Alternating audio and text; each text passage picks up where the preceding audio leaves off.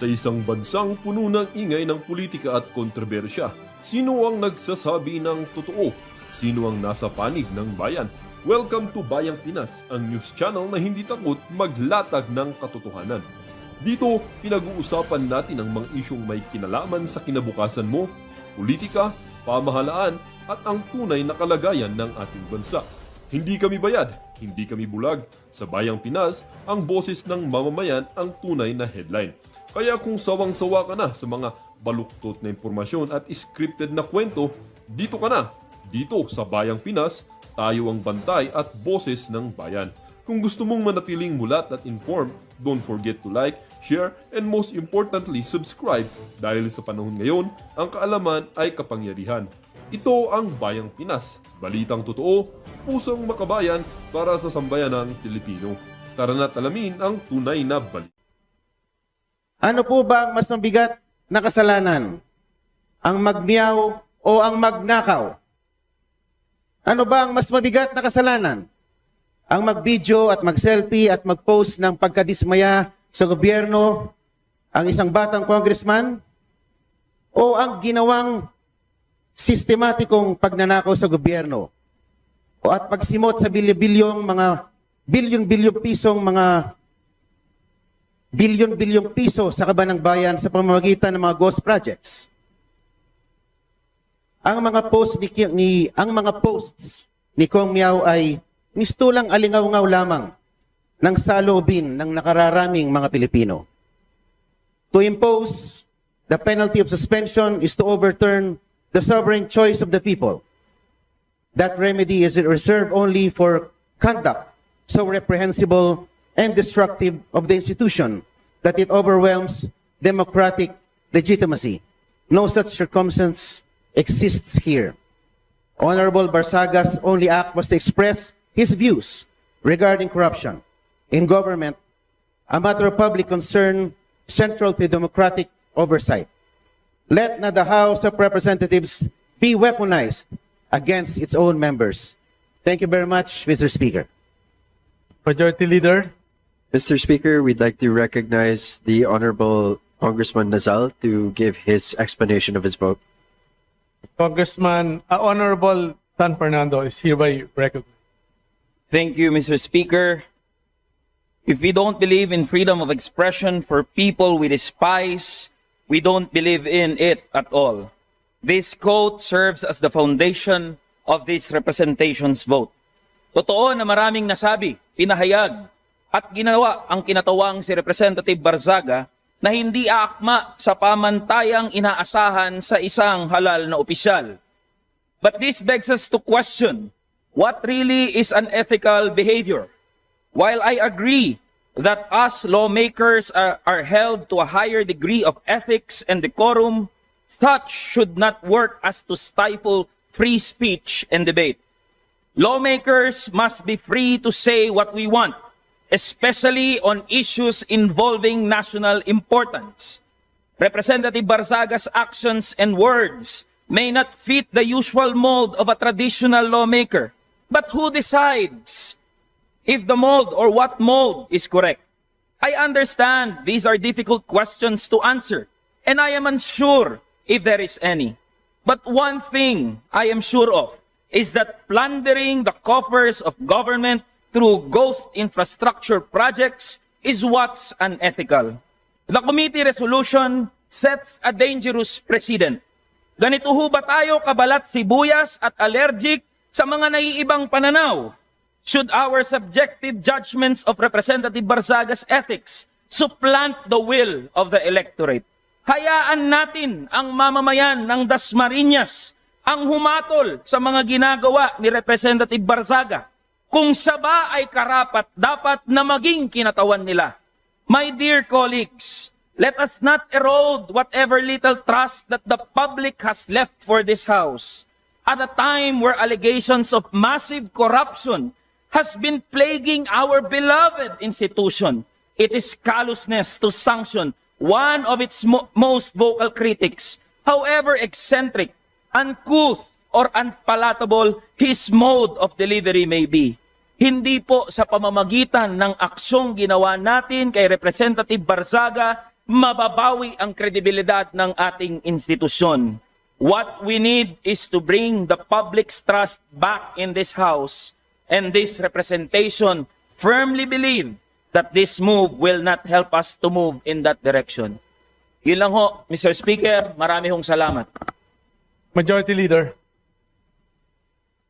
Mr. Speaker, I move to recognize the Honorable Tatlo na po ha, tatlo na po. Hindi po pumayag na masuspende itong si Barsaga. Bong Suntay. Honorable Bong Suntay is hereby recognized. Mr. Speaker, distinguished colleagues, ang boto ko ay nakaugat sa malinaw at tahasang proteksyon na ibinigay ng konstitusyon.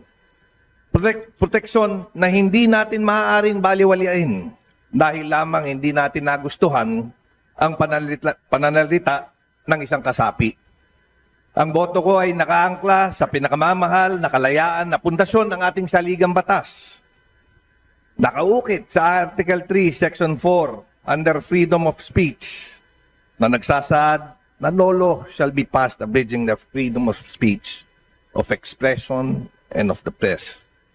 Ito ang pundasyon ng lahat ng demokratikong lipunan. Its shield is broad and its protection is deep.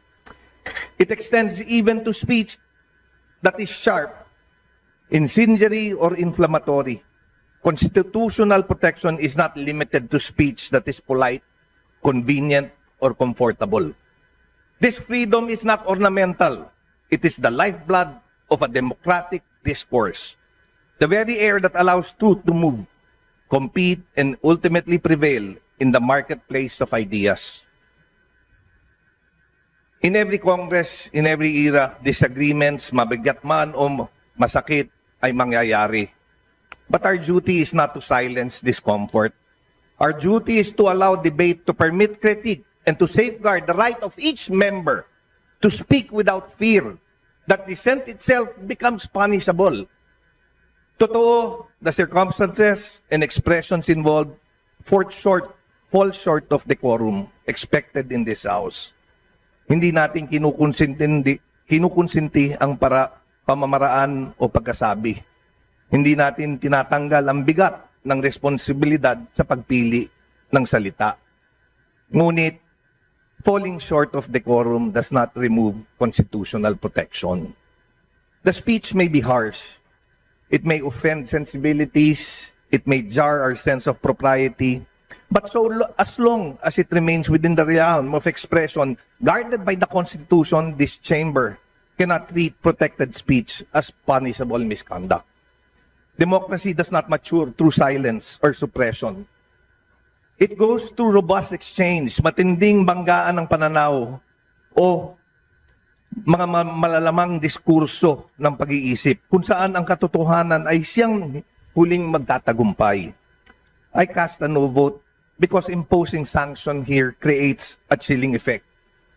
Not only on the member involved, but on all who depend on this chamber as a forum for candor, for courage, and confrontation when needed. Hindi ito ang panahon para paliitin ang espasyo ng pagsasalita. Ito ang panahon para palawakin, palakasin, at pangalagaan ito. Freedom of speech is not defended only when it is easy. It must be defended precisely when it is difficult, when the speech is unwelcome, unpopular, or uncomfortable. That is the true test of our commitment to constitutional principles. Thus, with earnest respect for this institution and with fidelity to the Constitution, I vote no. To uphold our most cherished freedom, to preserve the vibrancy of democratic debate, and to affirm the truth. The truth emerges only when ideas are allowed to contend openly and without fear. Maraming salamat po. Majority Leader. Mr. Speaker, I move to recognize the Honorable Robert Nazal for his explanation. Honorable Robert Nazal is hereby recognized.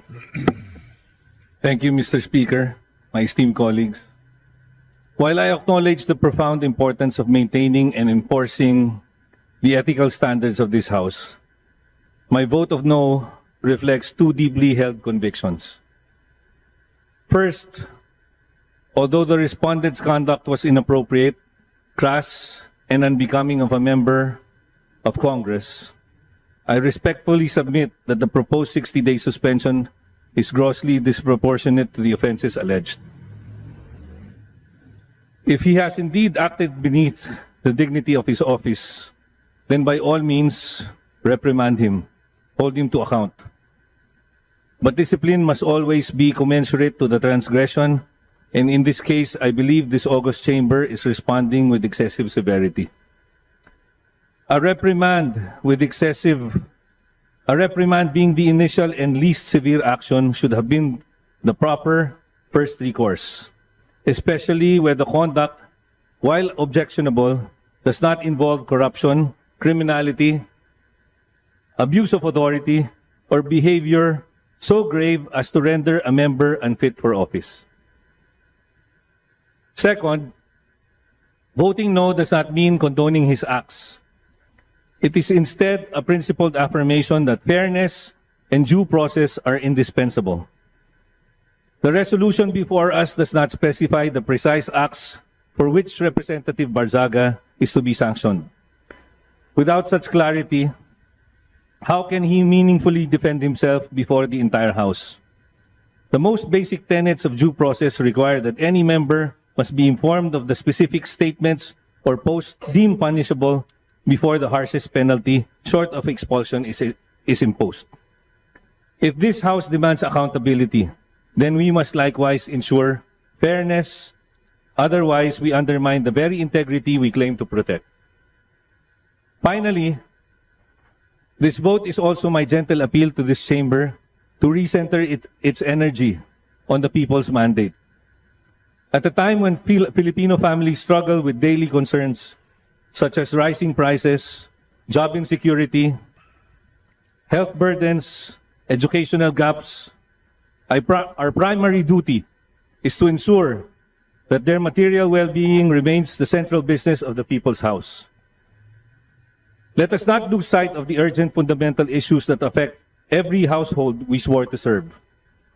A reprimand would have been a balanced, measured response, one that upholds institutional integrity without diverting the House's focus from the needs of our people. For these reasons, I register my view that a reprimand, not suspension, would have been the appropriate, proportionate, and constitutionally sound response under the circumstances. Thank you. Majority Leader. Speaker, I move to suspend session.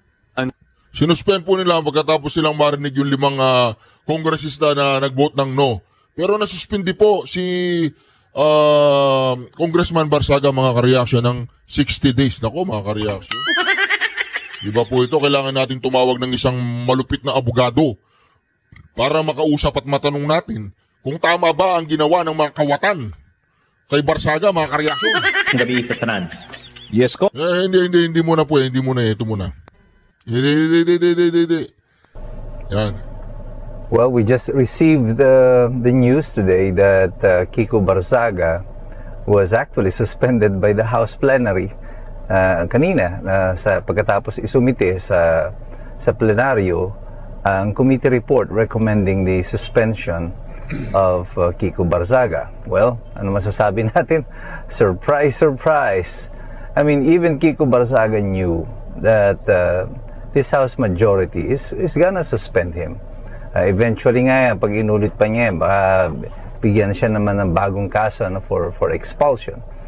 But I think the point na ni-raise dito nila Congressman Marcoleta at saka nila Leviste ay may valid point.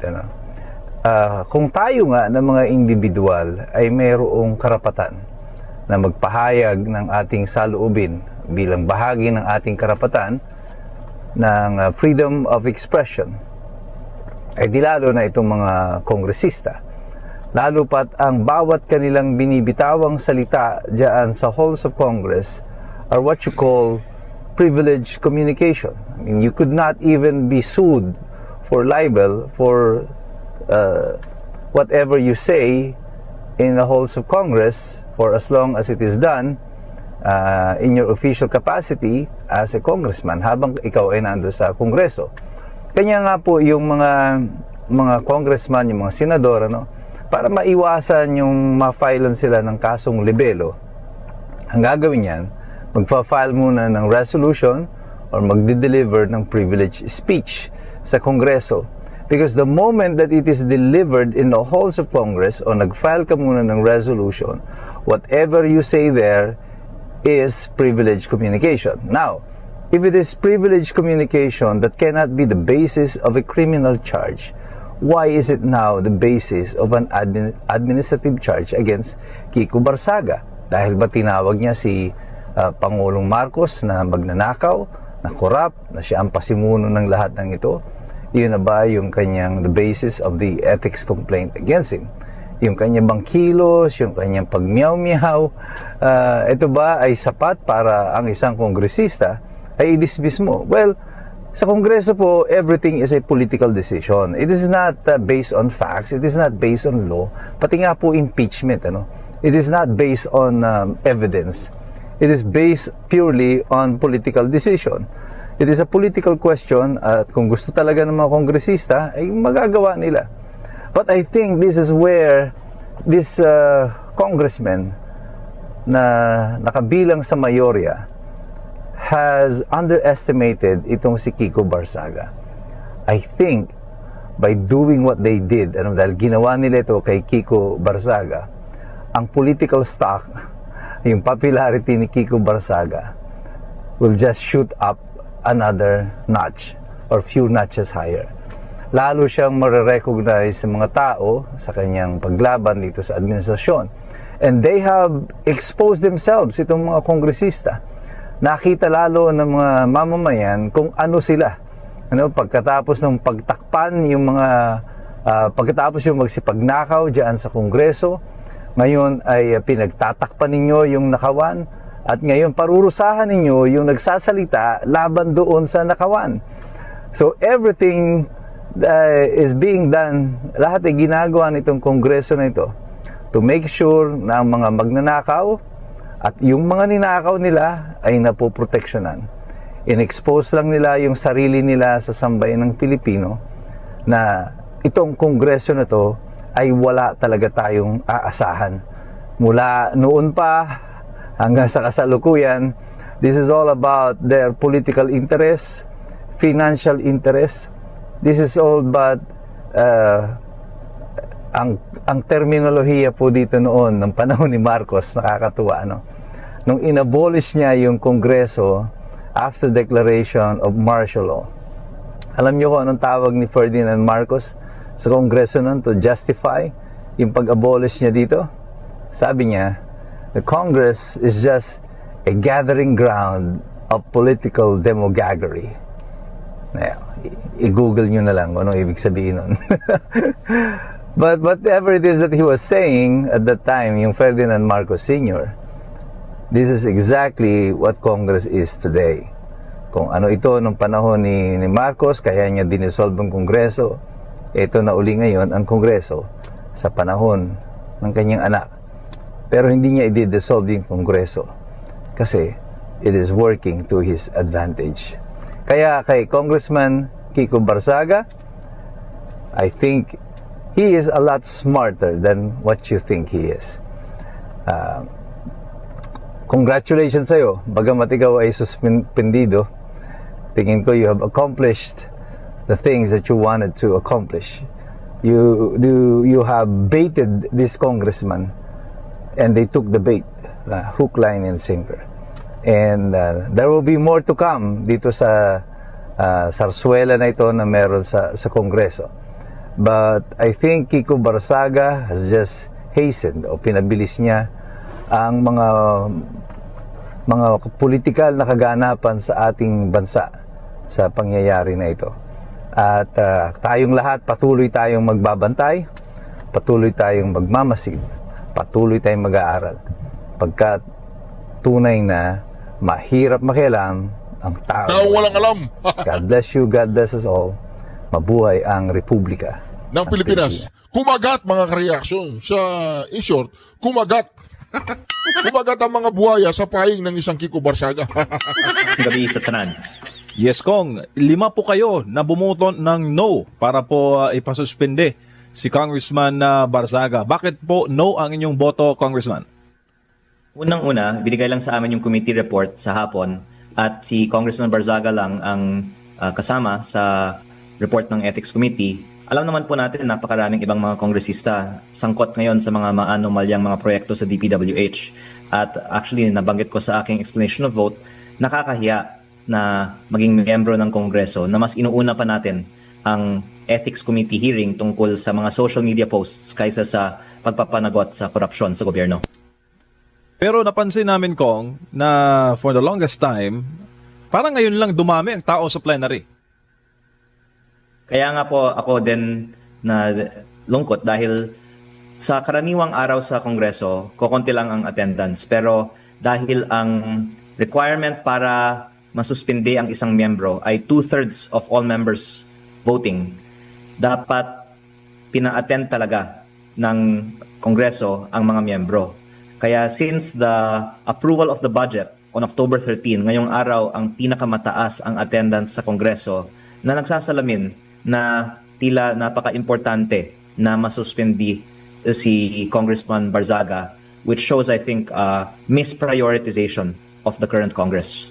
Opo, Kong, kasama po ba si Congressman Barzaga doon sa mga nakikita, naririnig po ninyo na posibleng ipatawag, paimbestigahan, kaugnay po sa issue ng pagnanakaw ng pera ng bayan sa flood control projects? Apong aligasyon tungkol sa korupsyon dito. Kaya ang sinasabi ko kanina, dapat yung mga kasamahan natin na hindi lang nagkakataon na sangkot sa korupsyon, pero mismo sa Kongreso, ang pinag-uusapan ay paano makabili ng budget, paano lutuin mga bidding, nag-aalok ng mga insertions sa kanilang mga distrito. Dapat yung mga kasamahan natin na mga yon ang inuuna ng Ethics Committee at hindi po ang mga katulad ni Congressman Barzaga na hindi naman po tungkol sa korupsyon, kung hindi lang mga social media posts ang akusasyon. Ang isa sa mga nabanggit ko kanina nga ay isang kasamahan ko mula sa Batangas na meron nga tayong mga inilabas na ebidensya na bumili ng pondo sa DPWH pati na rin po sa Kongreso at andun siya kanina sa floor para bumoto para isuspindi si Congressman Barzaga. Kaya very ironic sa akin na sila pa na may allegations of corruption. Si Garjola po yan, si Garjola. Nagpapa-selfie siya kanina, inisnap siya ni Garjola. O, takot ako si Garjola dyan, kaya no, sa Batang Libiste. Ang bumoto pa para isuspindi si Congressman Barzaga. Opo, Kong, ano pong masasabi niyo doon sa grounds ng Ethics Committee? Quote-unquote, disorderly behavior daw ang pinapakita ni Congressman Barzaga. Sir. I think it's the first time that something like this was decided by the House. Medyo unprecedented din siya at baka magiging precedent din na pag meron sinasabi ang isang miyembro na hindi sang-ayon sa gusto ng mayorya, pwede na nilang gamitin yan bilang basehan na isuspinde sila. Opo, anong tingin nyo dito, Kong? Ito ba'y magbibigay ng chilling effect para po sa mga kongresista pa na